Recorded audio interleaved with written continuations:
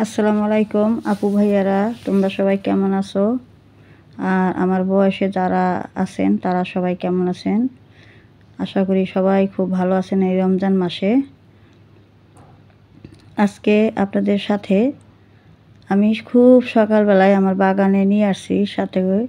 তো আমার সাথে থেকে আমার আজকে পুরো ভিডিওগুলো দেখবেন, আশা করি আপনাদের অনেক উপকার হবে। তো এই যে দেখেন, আমি আমার বাগানে সকালবেলা উঠে একদম সকালে আমার চুলার ছাইটা নিয়ে তো আমার সমস্ত গাছে আমি দিয়ে দিয়েছি।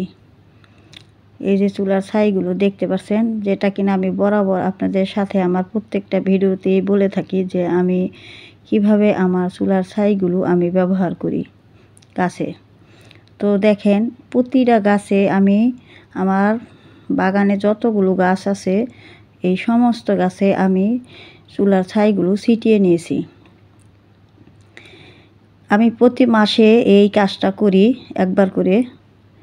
এই যে বেলি গাছটা, এখানে দেখেন কি সুন্দরভাবে আমার বেলি গাছে ফুল শুরু হয়েছে ফোটা, একটা দুটো করে। আমি আমার প্রত্যেকটা গাছে এমন একটা গাছ নেই যেখানে আমি এই চুলার ছাইটা না ছিটিয়ে দিয়েছি। তো আপনাদের সাথে আমার পুরো বাগানটাই আজকে শেয়ার করব যে কিভাবে আমি এই চুলার ছাই গাছে দিয়ে নিই। তো একেবারে সেম টু সেম, যাতে করে আপনারা বুঝতে পারেন যে কি কি গাছে দেওয়া যায়। আমি বয়সটা ঠিকই দিতেছি, কিন্তু আপনারা আমার বয়সগুলো শুনবেন আর একটু ভিডিওগুলো খেয়াল করবেন যে আমি কোন কোন গাছে কিভাবে এই চুলার ছাইগুলো ছিটিয়ে নিয়েছি। তো পুরোটাই আপনারা যদি আমার সঙ্গে থেকে ভিডিওটা দেখেন তাহলে বুঝতে পারবেন, আপনাদের কোনো সন্দেহ থাকবে না যে আমি কোন কোন গাছে এই চুলার ছাই ব্যবহার করেছি। আপনারাও আপনাদের বাগানে প্রত্যেকটা গাছেই আপনারা এই চুলার ছাইটা এভাবে করে ছিটিয়ে নিতে পারেন। তো এর যে অনেক গুণাগুণ আছে সেটা আমি ভিডিওর সামনে আপনাদের রাখতেছি, বলবো। তো একটু খালি দেখেন যে এই চুলার ছাইটা আমি কিভাবে কোন কোন গাছে ছিটিয়ে নিয়েছি। আসলে এই চুলার ছাইটা আমি প্রতি মাসে একবার করে এভাবে করে ছিটিয়ে তারপরে আমার গাছে আমি পরের দিন গোসল করিয়ে সমস্ত গাছ দিই। অনেক সময় আমি 2-3 ঘন্টা রাখি, তারপরে গোসল করাইয়ে দিই। এতে করে অনেক উপকার আছে আপনার গাছে। খুব সহজ উপায়ে এই চুলার ছাই দিয়ে, কাঠের ছাইগুলো দিয়ে আপনারা অনায়াসেই আপনাদের প্রত্যেকটা গাছের ব্যবহার করতে পারেন এভাবে করে। এই যে দেখেন আমার মরিচ গাছ, এই যে এখানে আমার একটি বোম্বাই মরিচ গাছ, আমার যত বাগানের গাছ আছে, এই যে একটা ক্যাপসিকাম গাছ। তো এই যে দেখেন আমার ক্যাপসিকামগুলো ঝরে যাচ্ছে। তো আমি এই যে রোজার মধ্যে অনেক সময় দেখা যায় ঠিক মতো গাছের যত্নগুলো করা হয় না। তো যাই হোক, প্রচুর পরিমাণে গরম আর রোদ এখন থাকে, যা কিনা গাছগুলো একদিন পানি না দিলেই ঝিমিয়ে পড়ে।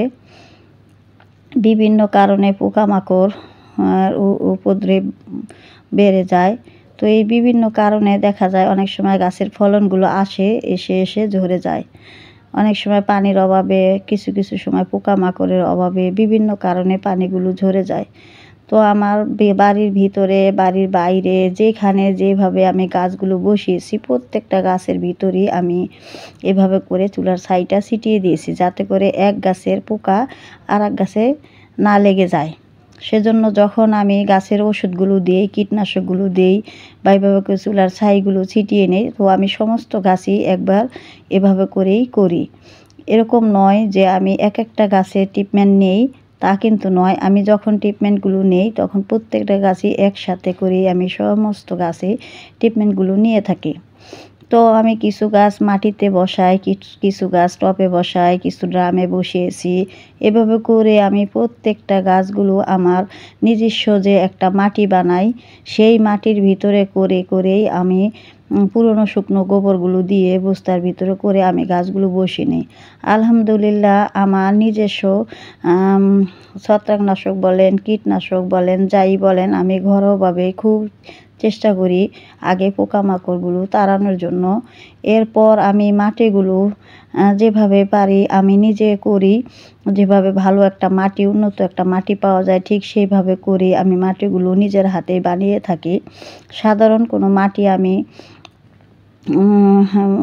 ব্যবহার খুব কম করি, কিন্তু আমি নিজের হাতের যে মাটিগুলো বানিয়ে থাকি গর্ত করে করে সেই মাটির ভিতরে বিভিন্ন রকমের সবজিগুলো পচিয়ে তারপরে সেই মাটিটা আমি 2-3 মাসের মতো গর্তটা ভরে গেলে কিছু মাটি উপরে ঢেকে রেখে যখন কিনা ওখানে একদম খুব সুন্দর একটা পচে যে মাটিটা, কালো মাটিটা বের হয় সেই মাটিটা আমি উঠিয়ে নিয়ে রোদ্রে শুকা দিয়ে তারপরে আমি মাটিগুলো বানিয়ে বানিয়ে এভাবে করে আমার ঘরোয়া কিচেন কম্পোস্ট, শুকনো পুরনো গোবর এগুলো দিয়ে তারপরে আমি মাটিগুলো বানিয়ে এই গাছগুলো আমি বসাই। তো এখানে দেখেন আমার এই যে একটা থাই পেয়ারা গাছে দেখেন আমার কি সুন্দরভাবে ফুলের কলিগুলো বের হয়েছে। তো দেখেন চুলার ছাই আপনাদের সাথে যদি একটু বলি, এই চুলার ছাই কতটা কাজের আবার কতটা ক্ষতি গাছের জন্য, এই সমস্ত কিছুই আজকে আপনাদের সাথে আমি শেয়ার করব। খুব অল্প শর্টকাটের ভিতরেই চেষ্টা করব আপনাদের সাথে আমি বলার জন্য। তো দেখেন কিছু গাছ আমার এই যে দেখতেই তো পারতেছেন আমার কিছু কিছু গাছের ভিতরে একটা মিলিব্যাগ যে একটা পোকা হয়, ওই মিলিব্যাগের পোকাটা যেখানে কিনা অনেক পিঁপড়ার উপদ্রব হয়। তো যেহেতু এখন প্রচুর গরম, এখন কিন্তু এই মিলিব্যাগের পোকাটা বেড়ে যাবে। তো সেজন্য আপনারা এই গরমের মধ্যে আপনাদের এই চুলার ছাইটা ব্যবহার করবেন গাছে। আমি জানি এই গরমের ভিতরে যদি আপনাদের কীটনাশক, ফাঙ্গিসাইড, ছত্রাকনাশক এগুলো একটু টাফ হয়ে যায়, কারণ প্রচুর সকালে হয়তো উঠে দিতে হয় আর নয়তো আপনাদের একদম বিকেলে করে দিতে হয়। সাধারণত যে আমরা কীটনাশকগুলো ব্যবহার করি বাইরের থেকে কিনে এনে, কিন্তু ঘরোয়াভাবে যদি আপনারা এই ট্রিটমেন্টগুলো নেন, এই চুলার ছাইটা দেন, তো আপনাদের যে কোনো সময় একটু অল্প রোদ থাকে তখনও কিন্তু আপনারা এই চুলার ছাইটা অনায়াসে আপনারা গাছে ছিটিয়ে দিয়ে ব্যবহার করবেন। এতে করে আপনাদের গাছগুলোও ভালো থাকবে, পোকামাকড়গুলোও দূর হবে, বিভিন্ন রকমের পোকামাকড়ের হাত থেকে রেহাই পাবে। আর সবচেয়ে বড় কথা হলো এই চুলার ছাইয়ের ভিতরে প্রচুর পটাশ থাকে, সেই পটাশের কাজটাও আপনার গাছের জন্য হয়ে যাবে। কাঠের ছাই এখন একটু আমি বলি কাঠের ছাই কী করে গাছের জন্য। এটা মাটিতে যদি আপনি মেশান তো মাটির যে একটা বায়ু চলাচল সেটা বাড়িয়ে দিবে, তারপর মাটির উর্বরতা আপনার বৃদ্ধি করবে। এটা মাটির আর্দ্রতা কিন্তু ধরে রাখে, নিউট্রিয়েন্ট ধরে রাখে মাটি ফাঙ্গাস হতে দেয় না। আপনারা একটু ভালো করে খেয়ালগুলো করেন আমি কি আপনাদের সাথে বলতেছি। আর তোমরা আমার যারা ছোট আমার বয়সে যারা আছো তোমরা একটু ভালো করে খেয়াল করে নিও যে আমি কি বলতেছি। এটা কিন্তু মাটির উর্বরতা বাড়ায়, মাটিতে যে বায়ু চলাচল সেটা বাড়ায়, মাটির আর্দ্রতাগুলো ধরে রাখে, বিভিন্ন রকমের পোকামাকড়ের হাত থেকে তোমার গাছকে বাঁচায় এই চুলার ছাই। মাটিতে ফাঙ্গাস কিন্তু হতে দেয় না, তবে বেশি পরিমাণ মাটিতে দিলে মাটি কিন্তু আবার খুব ক্ষারীয় হয়ে যেতে পারে। সেজন্য তোমরা বুঝে শুনে মাসে একবার গাছে ব্যবহার করতে পারো। এটা 2 থেকে 3 ভাবে ব্যবহার করা যায়। একটি হলো তুমি যখন গাছ বসাবা তখন সামান্য একটু দিয়ে নিবা, তারপরে তুমি 15 দিন পর যদি একবার গাছে স্প্রে করো সেটা 15 দিনে একবার করতে পারবা। আর এইভাবে যদি আমার মতো ডাইরেক্ট দাও তো এটা তোমরা মাসে একবার করে নিবা। তো এইভাবে করে তোমরা 2 থেকে মাসে 2 বার ব্যবহার করতে পারবে, আর মাসে একবারও ব্যবহার করতে পারবে। আর মাটিতে মিশালে সামান্য পরিমাণে মিশাতে হবে। তো আমার মাটিতে কিভাবে মিশাতে হয় সেরকম একটা ভিডিও আমি তোমাদের জন্য বানিয়েছি, আমার চ্যানেলে অলরেডি দেওয়া আছে। যেহেতু প্রায় 80 থেকে 90% কাঠের ছাই পানিতে দ্রবণীয় খনিজ পদার্থ, তাই উচ্চ হারে মাটিতে লবণ তৈরি করতে পারে, যার ফলে আবার উদ্ভিদের বিভিন্ন রকমের ক্ষতিও কিন্তু হতে পারে। তো সেজন্য এই বুঝে ছাইটা যদি তোমরা ব্যবহার করো তো তোমাদের গাছের রেজাল্টটা খুব ভালো আসবে। কিন্তু অতিরিক্ত কোনো কিছুই ব্যবহার বেশি ভালো না।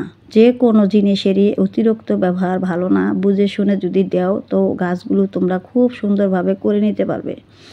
তো দেখো আমার এই গরমের জন্য আমি গাছের একটু কম যত্ন করতে পারতেছি, কারণ আমি একদম সময় পাই না। ঘরোয়াভাবে যে ট্রিটমেন্টগুলো নিব তারও সময় পাইতেছি না। তো যেভাবে আমার খুব সহজ খুব সরলভাবে আমি গাছগুলো করি, তো সেটাই তোমাদের আমি দেখিয়ে দিলাম। তোমরা এইভাবে সহজ সরলভাবে চুলার ছাইটা দিয়ে দিবে। এটা কোনো কষ্টের কিছু নাই, কোনো মাপজোপের কিছু নাই, শুধু একটু ছিটিয়ে তোমরা গাছে দিয়ে দিবে। এখান থেকে তোমাদের ভালো একটি রেজাল্ট আসবে। তো চুলার ছাই কি কাজে লাগে, কতটা কাজে লাগে সেটা কিন্তু তোমরা দেখতে পারলা। আমি কিন্তু তোমাদের বলে দিলাম। অনেক ফাঙ্গাসের হাত থেকে রক্ষা করবে, যে কোনো পোকামাকড় তোমরা তাড়াতে পারবে খুব ইজিভাবে। এই চুলার ছাইটা তোমরা ব্যবহার করলে গাছের ফুল ফলনগুলো খুব সুন্দরভাবে পাবে। হ্যাঁ, পাতাগুলো সুন্দর হবে, খুব সুন্দর হবে। আর একটা জিনিস তোমরা খেয়াল করেছো কিনা, আমি কিন্তু বলেছি যে এই চুলার ছাইটা ব্যবহার করার এভাবে ছিটিয়ে দেওয়ার পরে কিন্তু তোমরা 3 ঘন্টা পরে একটু গোসল করিয়ে দিবে। তাতে করে গাছগুলো খুব চকচকে হবে, তোমাদের পাতাগুলো খুব সুন্দর হবে। এটা খুবই কাজের একটি জিনিস কাঠের ছাই। তবে অতিরিক্ত বেশি ব্যবহার করবা না, ঘন ঘন ব্যবহার করবা না। এটা মাসে 2 বার ব্যবহার করবা, মাসে 1 বার ব্যবহার করবা। এভাবে করে তুমি ব্যবহার করবা, দেখবা তোমার গাছের রেজাল্ট কীরকম আসে। আর খুবই পটাশের কাজ করে এই চুলার ছাইটা। তোমরা সব সময় যদি এই চুলার ছাইটা বুঝে শুনে ব্যবহার করো, তোমাদের পটাশের জন্য আর কিছুর প্রয়োজন নেই। তবে মাঝে মাঝে কলার খোসার পানিটা অর্গানিক জৈবভাবে দিলে গাছে ব্যবহার করতে পারো, দিয়ে দিতে পারো। সেটাও মাসে 2 বার বা সপ্তাহে 1 বার ব্যবহার করবে। পানির সাথে কলার খোসাটা ভিজিয়ে নিয়ে পানির সাথে অ্যাড করে তারপর তোমরা পাতলা করে কলার খোসার পানিটা দিবা। আর এই যে দেখো এখানে আমি কিছু মুরগির বিষটা জমিয়ে রেখেছি। যে মুরগিটা মুরগির বিষটা বলতে যে মুরগির যে পায়খানাটা, ওটা জমাইয়ে রাখার পরে দেখো কতটা শুকিয়ে নিয়েছি। এটাও তোমরা গাছে যদি ব্যবহার করো, বিশেষ করে যদি তোমাদের লাউ গাছ থাকে, লাউ কুমড়ো, তো সেই সব গাছে যদি ব্যবহার করো খুব ভালো একটা রেজাল্ট আসবে। তো দেখো হাতের কাছে আমাদের কিন্তু এই জিনিসগুলো থাকে। হ্যাঁ, যারা আমরা একটু গ্রামের দিকে বসবাস করি তারা কিন্তু এই যে এই জিনিসগুলো আমি যেগুলো দেখালাম আজকে, এগুলো কিন্তু আমরা হাতের কাছেই পেয়ে থাকি। তো হাতের কাছে যদি আমরা এগুলো পেয়ে থাকি তো কতটা দেখো গাছের জন্য ভালো। হাতের কাছে পেয়ে সেগুলোকে একটু রোদে শুকিয়ে নিয়ে তারপরে আমরা গাছে যদি ব্যবহার করি, তো এতে করে গাছের রেজাল্ট ভালো আসে। আর আমাদের অনেক সময় গাছের সাশ্রয় অনেক দিক থেকে বেঁচে যায়। তো এইভাবে খুব সহজ উপায়ে আমরা ইচ্ছে করলে বাড়িতে অর্গানিক জৈবভাবে গাছ করতে পারি। আমি তোমাদের কিছুদিন ধরে, যেমন ধরো আমি তোমাদের কিছুদিন ধরে কিভাবে করে তোমরা মাটিগুলো বানাবে, কিভাবে করে তোমরা ঘরোয়াভাবে কীটনাশক ছত্রাকনাশকগুলো বানাবে, এই সমস্ত কিছু টিপস আমি আমার প্রায় ভিডিওতেই দিয়ে থাকি। তো দেখো আমরা চুলার ছাই থেকে কি পেলাম। চুলার ছাই থেকে আমরা অনেক কিছু পেলাম, আবার কি পেলাম, অনেক ক্ষতিও পেলাম। সেটা কিভাবে, যদি উচ্চ হারে বেশি ব্যবহার করি তো কি হবে, যে কোনো সময় মাটি লবণাক্ত হয়ে যেতে পারে। হ্যাঁ, এই জন্য উদ্ভিদের ক্ষতি হতে পারে। আবার যদি আমরা সহনীয়ভাবে ব্যবহার করি তো এর থেকে অনেক কিছু পাই। যেমন বায়ু চলাচল বাড়ায়, মাটির উর্বরতা বাড়ায়, মাটির আর্দ্রতা ধরে রাখে, নিউট্রিয়েন্ট ধরে রাখে, ফাঙ্গাস হতে দেয় না। কত কিছু থেকে দেখো আমাদের বাঁচায়। তারপরে মরিচ গাছ, বিশেষ করে মরিচ গাছে তো চুলার ছাইটা অত্যন্ত প্রয়োজনীয় একটি, যেটা কিনা মরিচের কুকরানো থেকে পাতা তোমাকে রক্ষা দিবে। তুমি যদি ঠিক মতো মরিচ গাছে ব্যবহার করো এই চুলার ছাইটা, হ্যাঁ, তো দেখবে যে তোমাদের মরিচ গাছে কখনোই কুকরানো যে একটা রোগ সেটা হবে না।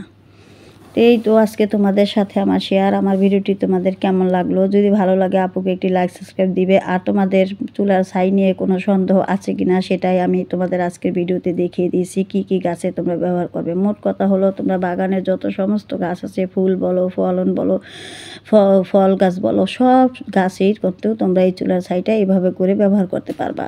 তো দেখলেই তো বন্ধুরা তোমরা কিভাবে চুলার ছাইটা ব্যবহার করতে পারবা।